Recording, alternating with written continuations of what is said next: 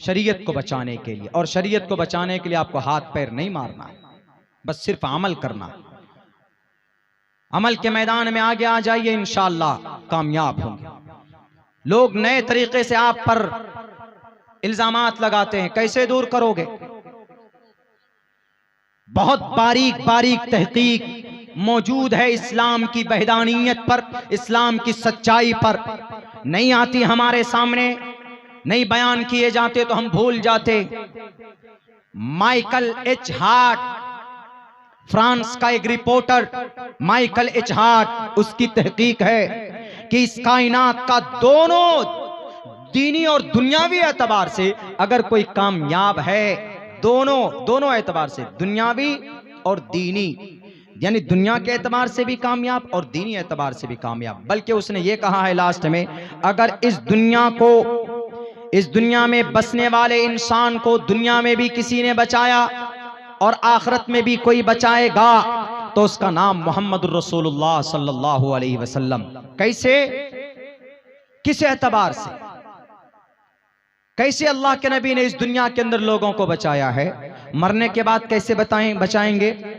आप थोड़ी सी तारीख में जाइए, पीछे तारीख में।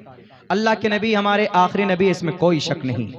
अल्लाह के नबी जो पैगाम, जो शरीयत लेकर आए, इसमें भी कोई शक नहीं। आप पीछे तारीख, पीछे कदम को मोड़िए। आप हजरत लूत अलैहिस्सलाम की कौम ने नाफरमानी की, अल्लाह तबारक व ताला ने जिब्राइल को भेजा, कहा कि जाओ, उस कौम में नई बीमारी थी। वो बीमारी ये थी कि औरत से अपनी ख्वाहिश पूरी नहीं करते थे, मर्दों से अपनी ख्वाहिश पूरी करवाया करते थे। और जिसकी वजह से अल्लाह तबारक व ताला ने भरपूर कोशिश की हजरत लूत के जरिए समझाने की, लेकिन उस कौम ने बात नहीं मानी। अल्लाह ने उसी वक्त उस कौम को 7वें आसमान पर ले जाकर पटक दिया और पूरी दुनिया में वो कौम जलील और रुस्वा हुई और पूरी कौम तबाह हो गई। उससे पहले उनके चचा हजरत नूह अलैहिस्सलातु वस्सलाम की कौम ने नाफरमानी की तो पूरे 6 महीने बारिश कराकर अल्लाह तबारक व ताला ने पूरे जहान से, पूरी दुनिया से नूह अलैहिस्सलाम की कौम को तबाह बर्बाद कर दिया, पानी में डुबो दिया। केमिकल से पानी भरा पानी सब गल कर सड़ कर तबाह बर्बाद हो गए। सिर्फ कुछ ही लोग थे जो नूह अलैहिस्सलाम के दीन पर, लाहिवी शरीयत पर अमल करते थे, वो लोग बचे। उनके बाद कौम आद, कौम समूद, इस दुनिया में उन्होंने गलती की तो वो सब के सब तबाह बर्बाद कर दिए गए। यानी जिस वक्त किसी नबी या रसूल की कोई कौम गलती करती थी, उनके मुताबिक उनके बात नहीं मानते थे, तो उस कौम को अल्लाह तबारक व ताला उसी वक्त तबाह बर्बाद कर देता था। लेकिन मेरे भाइयों, मेरे समाज के नौजवानों, अल्लाह के नबी अलैहिस्सलातु वस्सलाम के आने के बाद इस धरती के ऊपर अल्लाह के नबी अलैहिस्सलाम की कौम ने भी पिछली कौम से बड़ी बड़ी गलतियां कर रही थी, उसके बावजूद भी इस कौम को अल्लाह तबारक व ताला ने हलाक बर्बाद नहीं किया। बनी इसराइल को बंदर बनाया गया, कौम आद को, कौम समूद को आग की बारिश करके जलाकर भस्म कर दिया गया। कौम नूह को अल्लाह ने बारिश के जरिए, सैलाब के जरिए तबाह बर्बाद किया। उससे पहले लूत, उसके बाद लूत अलैहिस्सलाम की कौम को 7वें आसमान पर ले जाकर पटक दिया जाता है। फजअलना आलियहा साफिलहा वमतरना अलैहिम हिजारतम मिन सिज्जीलिम मंजूद। लेकिन उन तमाम बुराइयों को ये कौम करती है, उम्मत मुहम्मदिया करती है, लेकिन ये कौम आज तक क्यों बची हुई है? ये मोहम्मद के सदक़े में बची हुई है। मोहम्मदुर रसूलुल्लाह का जब वक्त पूरा हो चुका तो आप अलैहिस्सलाम ने कहा कि लोगों, ये अल्लाह, मैं दुआ मांगता हूं। मेरे जब फरिश्ते ने कहा कि अल्लाह के नबी आप चाहें तो हम आपके वक्त को बढ़ा सकते हैं, या आपकी कोई ख्वाहिश हो तो बोलिए। तो अल्लाह के नबी अलैहिस्सलाम ने कहा कि मेरी एक ख्वाहिश है कि मेरी कौम को एक वक्त हलाक मत करना, कौम आद के तरह, कौम समूद के तरह, कौम लूत के तरह, कौम नूह के तरह। उन्होंने कहा आपकी दुआ कबूल। इस धरती पर अगर इस कौम को किसी ने बचाया है तो मोहम्मदुर रसूलुल्लाह सल्लल्लाहु अलैहि वसल्लम की जात अक़दस है। तो दुनिया में भी कामयाब, मरने के बाद कैसे कामयाब है अल्लाह के नबी? इसीलिए कहा गया ना, हमारे हिंदू भाइयों की किताब में भी एक बहुत प्यारा मंत्र है, जगतपति असिनाश। जगतपति, दुनिया का मुहाफिज। पति बोलते हैं ना, पति, औरतें बोलती है कि हमारा पति है, हिंदू रस्म रिवाज में ज्यादा बोलते हैं ये हमारा पति देव है। क्यों बोलते हैं? पति मीन्स अपनी बीवी का मुहाफिज, बोलते हैं ये लखपति है, ये आदमी लखपति है। यानी लाख रुपए का मुहाफिज है। यह आदमी करोड़पति है, करोड़ों रुपए का मुहाफिज है, इसीलिए उसको करोड़पति बोला जाता, इसीलिए उसको लखपति बोला जाता। तो जगतपति, इस दुनिया को बचाने वाला। कैसे? जैसे कौम आद, कौम समूद वो तबाह हो गई। अल्लाह के नबी जानते थे अगर मैंने दुआ नहीं की तो ये कौम उम्मत मोहम्मदिया भी पलटती जाएगी। क्यों? वो सारी बुराइयां इस कौम में।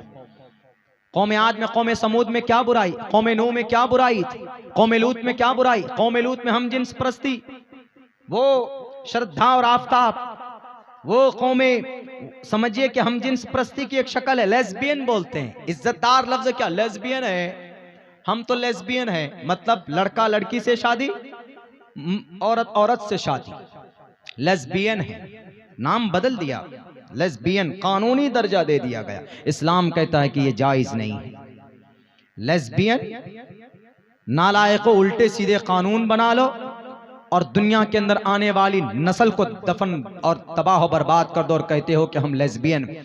फिर वैसे ही हादसात होंगे जैसे दिल्ली के अंदर हुआ, उसने उस बच्ची के साथ में किया। तो अल्लाह के नबी अलैहिस्सलाम के सदक़े में ये दुनिया, ये कौम बसी हुई। मरने के बाद to the day of judgement, आखिरत में इस कौम को अल्लाह के नबी कैसे बचाएंगे, इस कौम को मरने के बाद इस हिसाब से बचाएंगे, ये वाकया बताकर मैं अपनी बात खत्म करता हूँ। ये बयान का वक्त नहीं है, 12 बजे के बाद फिर बयान भी नहीं होता। मजमे का जब मनी सुनने का नहीं होता तो मैं क्यों बकूं आप लोगों के सामने में, खामखा अपनी एनर्जी लॉस करूं। ये वाकया आखिरी बता देता हूँ। मुझसे बयान 2 घंटा करवाना है कि 3 घंटा करवाना, टाइम सही दीजिए। या फिर बयान 12 बजे के बाद होता नहीं है, बयान सुनते नहीं है, बयान खाते हैं लोग। जबरदस्ती मुंह खिला के उनको एकदम नींद आती है। आपकी इस नींद की भूत को तो दिल साहब ही भगा सकते हैं, हम लोग तो नहीं भगा सकते। इसीलिए हम बोलते हैं ना कि 12 बजे के बाद हजरत जिब्राइल भी आके कहेंगे कि I am a Jibrail, I came here and to give speech in front of you. मैं तुम्हारे सामने तकरीर करना चाहता हूँ। कौम कहेगी कि भैया 12 बज चुका, जाइए आप जिब्राइल साहब। जिब्राइल साहब की भी बात नहीं सुनेंगे। तो बहरकैफ ये आखिरी वाकया बताकर मैं अपनी जगह लेता हूँ। हमारे बिहार में बड़ा बुरा मिजाज है, ये बहुत बुरा मिजाज। तकरीर का हक अदा भी दिल साहब ने कहा। इनके एक प्रोग्राम था दिल साहब के यहाँ, मेरी खुशकिस्मती की इन्होंने दावत दी। इतना खूबसूरत मंजर होता है, चारों तरफ लोग बैठे हुए होते हैं और दिल जमी से सुनते, लगता है कि हाँ तकरीर सुन रहे हैं, कुछ जज्बा है। यहाँ तो हमारे नौजवान आएंगे, चलो उसके बाद उधर चाय पी रहे हैं, उधर पान खा रहे हैं, उधर वो कर रहे हैं, कोई अहमियत नहीं। पता नहीं एक मजे की चीज हम लोग समझ करके आते हैं।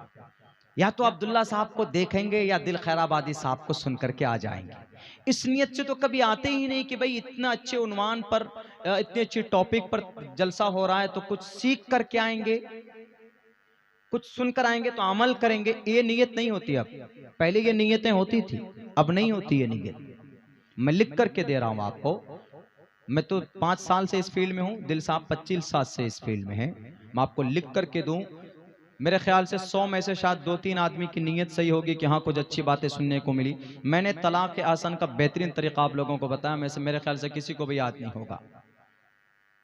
हम लोग तलाक का गलत तरीका देते हैं, गलत तरीका इख्तियार करते हैं। मैंने तलाक का वो तरीका आपको बताया जो इस्लाम में बेटर है और आपको भी ऑप्शंस मिलते हैं, औरत को भी सुधरने का मौका मिलता है।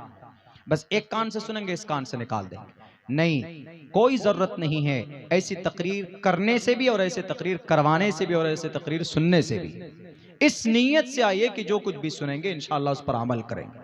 ताफ़ुज़े शरीयत के ऊपर बातें हुई है, लेकिन इस शरीयत को कैसे हिफाजत करें हम, मोदी जी से कैसे बचाएं शरीयत को। मोदी जी से ज्यादा ताकतवर नहीं है आप इस देश में। 18 करोड़ मेंबर हैं उनके पार्टी के और 10 करोड़ उनके रजिस्ट्री मेंबर हैं। 1 मिनट के अंदर वो अपने 18 करोड़ 10 करोड़ 28 करोड़ लोगों को सड़क पर खड़ा कर सकते हैं। पूरी दुनिया में दुश्मनान इस्लाम आपको गाजर मूली की तरह सलाद बनाकर खाने के लिए तैयार है। क्या तैयारी है आपकी जनाब? कोई तैयारी नहीं। अमल के एतबार से पूछ रहा हूं। चीखोगे, चिल्लाओगे। मैदान जंग में सहाबा तड़पते थे, खून निकलता था।